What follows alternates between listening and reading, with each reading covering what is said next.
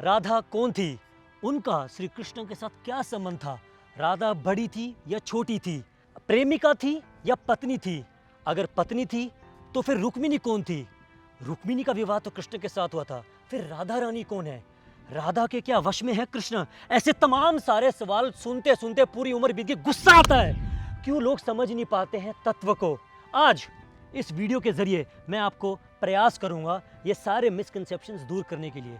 जुड़े रहिएगा एंड तक, कुछ अमेजिंग फैक्ट्स बताऊंगा, 15 अमेजिंग फैक्ट्स बताऊंगा और आज आपके ये बेसिक फंडे श्री राधा रानी के बारे में, राधा तत्व को क्लियर करने का प्रयास करूंगा। Thank you so much, let's get started. Shri Radha Rani की जय। क्या आप कभी डॉक्टर के पास गए हैं ज़िंदगी में? मुझे पूरा यकीन है गए होंगे, मैं भी गया हूँ, क्योंकि हम सब बीमार होते हैं। मगर मैं आप सबसे एक प्रश्न पूछना चाहता हूँ, जब आप डॉक्टर से दवाई लेने के लिए जाते हो, क्या आपने कभी डॉक्टर को पूछा है कि आपकी पत्नी का नाम क्या है, आपके बच्चे कितने हैं, आपके घर में माहौल क्या है? नहीं ना, कभी नहीं पूछा होगा, ना कभी हिम्मत होगी। आप क्या करते हैं, डॉक्टर के पास जाते हैं, दवाई लेते हैं, उनको पैसे देते हैं और चले जाते हैं, है ना, क्योंकि एक फॉर्मल रिलेशनशिप है, आप उनको रिस्पेक्ट करते हो।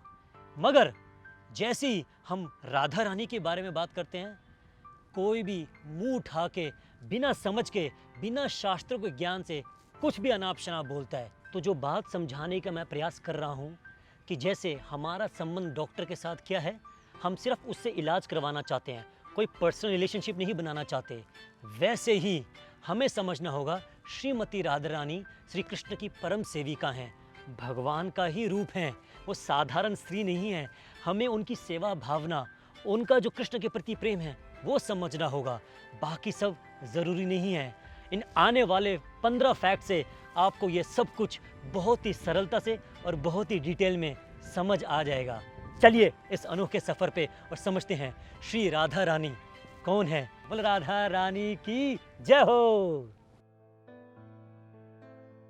फैक्ट नंबर 1, जैसे कि आपने अपनी डिग्री कैसे हासिल की है, अपने सिलेबस की बुक्स पढ़ के, राइट। आपने चाहे मैनेजमेंट किया हो, इंजीनियरिंग किया हो, चाहे मेडिकल किया हो, पर आपने अपनी रेफरेंस बुक पढ़ी थी, राइट, सिलेबस की बुक्स।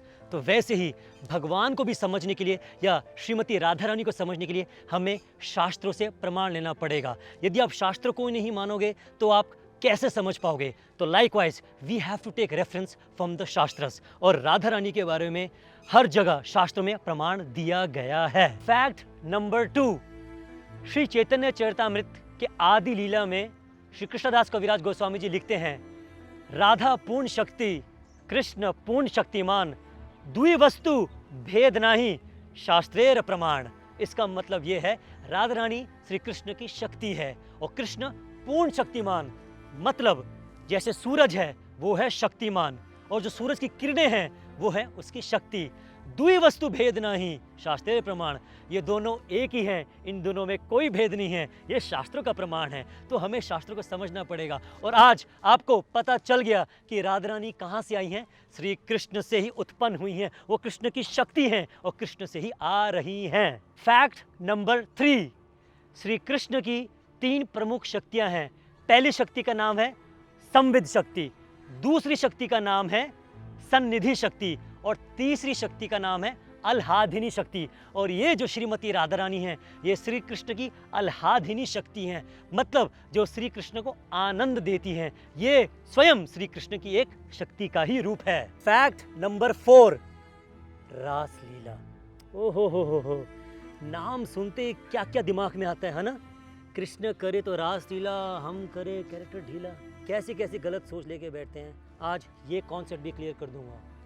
जब श्री कृष्ण 6 साल के थे, कान खोल के सुनना ये पॉइंट, ताकि आपको अगर कोई कहे श्री कृष्ण के बारे में गलत या श्री राधा रानी के बारे में कुछ गलत, रासलीला के बारे में, तो आज आपको समझ आ जाएगा।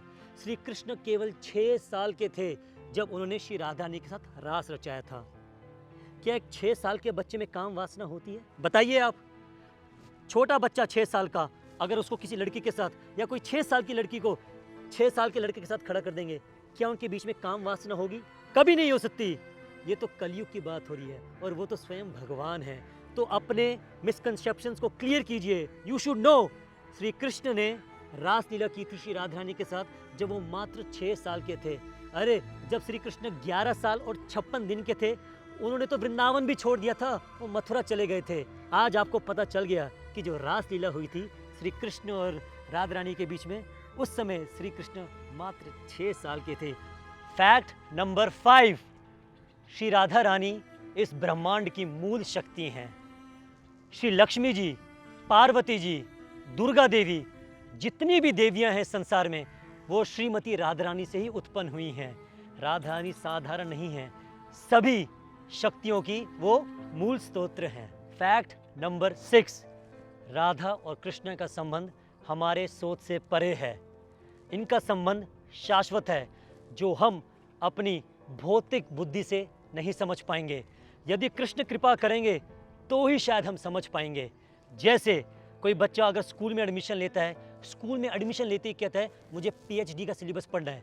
क्या ये पॉसिबल है? कभी नहीं पॉसिबल है। उसको पहले स्कूल पास करना पड़ेगा, फिर ग्रेजुएशन करनी पड़ेगी, फिर पोस्ट ग्रेजुएशन करनी पड़ेगी, तब जाके वो पीएचडी की पढ़ाई पड़ेगा। ऐसे ही पहले हम आत्मा को समझें, परमात्मा को समझें, श्री कृष्ण को समझें, भक्ति को समझें, और यदि श्री कृष्ण ने चाहा तब हम श्रीमती राधा रानी को समझने के लिए प्रवेश करें।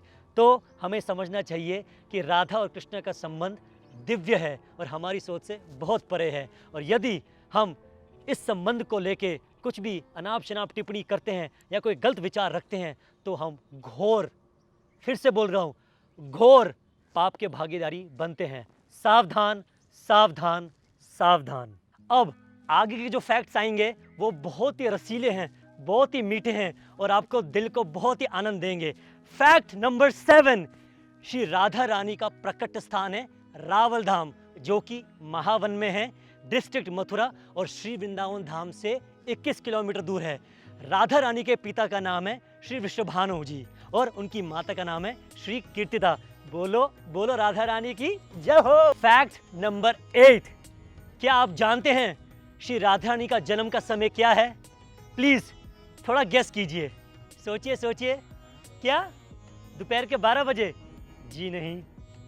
क्या बोल रहे हैं? रात्रि के 12 बजे? ये भी गलत है। चलिए बता ही देता हूँ। तो आज आपको पता चलेगा श्री राधा रानी का जन्म का समय क्या है। वो है सुबह के 4 बजे। जी हाँ, सुबह का 4 बजे का समय था, राधाष्टमी का दिन था, श्री जी प्रकट हुई थी। बोलो श्री राधा रानी की जय। फैक्ट नंबर 9, क्या आप जानते हैं राधाष्टमी के दिन बरसाना में सिर्फ राधा रानी जी की मूर्ति बाहर आती है अभिषेक के लिए? जी हाँ, श्री कृष्ण जी की मूर्ति बाहर नहीं आती है। मैंने 2-3 बार राधाष्टमी के दिन बरसाना में अभिषेक अटेंड किया है। तो मैंने पूछा था एक बार किसी ब्रजवासी से, अरे यहाँ पे सिर्फ राधा रानी है, कृष्ण कहाँ है? उसने मुझे थोड़े से गुस्से में कहा, कृष्ण ना है गो, कृष्णा कुछ ना है गो, हमारे सबरिन राधा रानी मालकिन सरकार है गो, यहाँ केवल राधा रानी है वे। कहने का मतलब था उनका कि वृंदावन में श्री कृष्ण का राज है, मगर यहाँ बरसाना में सिर्फ राधा रानी की कृपा और उनका राज चलता है। और उसने मुझे कहा कि ध्यान से देखो, क्या पता तुम्हें भीड़ में कृष्ण भी मिल जाएंगे दर्शन करते हुए राधा रानी के अभिषेक में। आहा, क्या मंगलमय भाव है। फैक्ट नंबर 10, श्रीमती राधा रानी ने तब तक आंखें नहीं खोली थी जब तक श्री कृष्ण नहीं आए थे। क्या आप ये बात जानते हैं? जब नंद बाबा और यशोदा मैया श्री वृषभानु को और कीर्तिदा देवी को बधाई देने आए थे श्रीमती राधा रानी के जन्म की, तो तब छोटे से कृष्ण राधा रानी के पालकी तक जाते हैं जहाँ पे राधा रानी लेटी हुई थी, और जैसे ही भगवान थोड़ा ऊपर होके नज़रें नीचे झुकाते हैं, जो राधा रानी थी उनकी आंखें अब तक बंद थी। वृषभानु जी बहुत चिंतित थे कि शायद ये बेटी अंधी है, मगर जैसे ही बाल कृष्ण ने उस पालने से श्री राधा रानी जी को देखा, पहली बार श्री राधा रानी जी ने अपनी आंखें खोली और सबसे पहले किसके दर्शन किए? श्री कृष्ण कन्हैया लाल के। बोलो श्री कृष्ण कन्हैया लाल की जय। फैक्ट नंबर 11, वो कौन सा नाम है जो श्री कृष्ण के नाम से हमेशा पहले लिया जाता है? बता दो अब। राधा श्याम सुंदर, राधा माधव, राधा गोपीनाथ, राधा रमण, राधा गोकुलनंदा, राधा रास बिहारी और राधा दामोदर। श्री कृष्ण के प्रत्येक नाम से पहले किसका नाम आ रहा है? श्री राधा रानी का। यहाँ तक श्रीमद् भागवतम, श्रीमद् भगवद गीता, श्री रामायण, श्री चैतन्य चरितामृत। ये श्री कौन है जी? ये श्री राधा रानी का ही नाम है। और आप वृंदावन तो गए ही होंगे, वहाँ पर क्या बोलते हैं? क्या किसी को सुना है बोलते हुए कृष्ण कृष्ण या कन्हैया कन्हैया? कोई नहीं बोलता। ये सब क्या बोलते हैं? अरे अब तो बोल दो। सब क्या बोलते हैं? राधे राधे राधे राधे। श्री राधा नाम का उच्चारण करते हैं, क्योंकि जब राधा नाम का उच्चारण करते हैं कृष्ण अपने आप दौड़े चले आते हैं। फैक्ट नंबर 12, क्या आप जानते हैं भगवान शिव भी श्रीमती राधा रानी की आराधना करते हैं। उन्होंने राधिका कृपा कटाक्ष स्तोत्र गाया है श्री राधा रानी की प्रसन्नता में। आज मैं आपको उसका पहला श्लोक गा के सुनाऊंगा, कृपया ध्यान से सुनिएगा। मुनिंद वृंद वंदे दे त्रिलोक शोक हारिणी प्रसन्न वक्त्र पंकजे निकुंज भू विलासिनी ब्रजेंद्र भानु नंदिनी ब्रजेंद्र सूनु संगते कदा करिष्यस्य माम कृपा कटाक्ष भजमम। भगवान शिव भी राधा रानी जी के कृपा के लिए आराधना कर रहे हैं। फैक्ट नंबर 13, श्रील भक्ति सिद्धांत सरस्वती ठाकुर जी कहते हैं भगवान विष्णु के भक्तों को कहा जाता है वार्ष्णे, श्री कृष्ण के भक्तों को कहा जाता है कार्ष्णे, मगर राधा रानी के भक्तों को कहा जाता है गौड़िया। और हम कौन सी संप्रदाय में आ रहे हैं? ब्रह्म मध्व गौड़ीय संप्रदाय। गौड़िया मतलब जो श्री राधा कृष्ण के भक्त हैं या उनके उपासक हैं, इसलिए हमें गौड़िया वैष्णव भी कहा जाता है। और श्रील प्रभुपाद जी ने कहा था हमें डायरेक्टली सीधा श्री कृष्ण के पास नहीं जाना है, हमें राधा रानी के थ्रू जाना है, हमें राधा रानी के आगे समर्पित होकर ही कृष्ण के पास जाना है। हम सीधे श्री कृष्ण को प्राप्त नहीं कर सकते हैं। फैक्ट नंबर 14, श्री कृष्ण का एक नाम है मदन मोहन, मतलब जो सबको मोहित करते हैं अपनी ओर।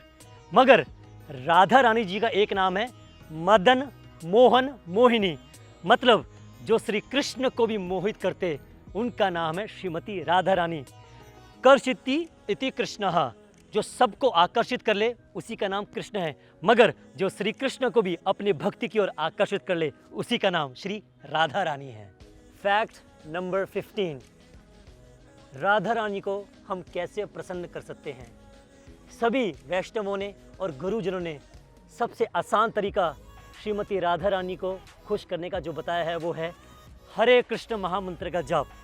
जब हम हरे कृष्ण महामंत्र का जाप करते हैं इसमें दोनों प्रसन्न होते हैं। जब हम हरे बोलते हैं तो कृष्ण प्रसन्न होते हैं, और जब हम कृष्ण बोलते हैं तो फिर श्रीमती राधा रानी प्रसन्न होती हैं।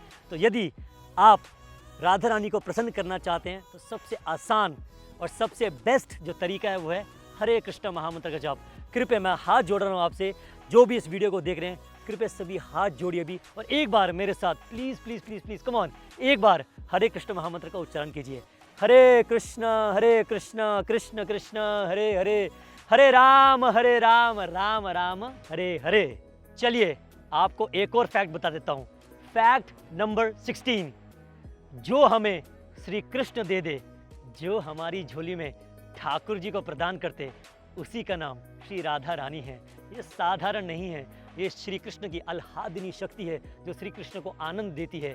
तो यदि हमें श्री कृष्ण चाहिए, हमें इनके चरणों का आश्रय लेना ही होगा, क्योंकि एकमात्र यही हैं जो हमें कृष्ण दे सकते हैं। अरे श्री कृष्ण तो इन्हीं की प्रॉपर्टी है, इन्हीं के प्रेम में बंधे हुए हैं ठाकुर जी। तो यदि हम श्री राधा रानी के चरणों को पकड़ेंगे, ठाकुर जी अपने आप दौड़े दौड़े चले आएंगे।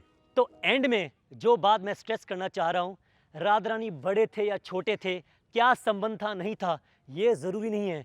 वो कृष्ण को प्रेम कैसे करते थे, वो कृष्ण की सेवा कैसे करते थे, और वो श्री कृष्ण को कैसे रिझाते थे, ये समझना जरूरी है। और राधा रानी को बरसाने वाली कहा जाता है। आपने सुना ही होगा ना, बरसाना भी गए होंगे आप में से काफ़ी भक्त। तो क्यों कहा जाता है बरसाने वाली? क्योंकि श्री कृष्ण तो सिर्फ कृपा करते हैं, बरसाती तो राधा रानी है, तभी तो इनको कहते हैं बरसाने वाली राधे। जो बरसाए, जो कृपा को लुटाए और जो कृपा की बौछार कर दे, तभी इनको कहते हैं बरसाने वाली राधे। बरसाने वाली राधा रानी की जय हो। तो चलिए चलता हूँ, आपकी सेवा करने का प्रयास किया, कुछ अगर त्रुटि हुई तो मुझे क्षमा करना। मैं आपका दास हूँ, अतुल कृष्णा। एक है, जल्द मिलूंगा, मगर जाने से पहले थोड़ा तो गुनगुना लो।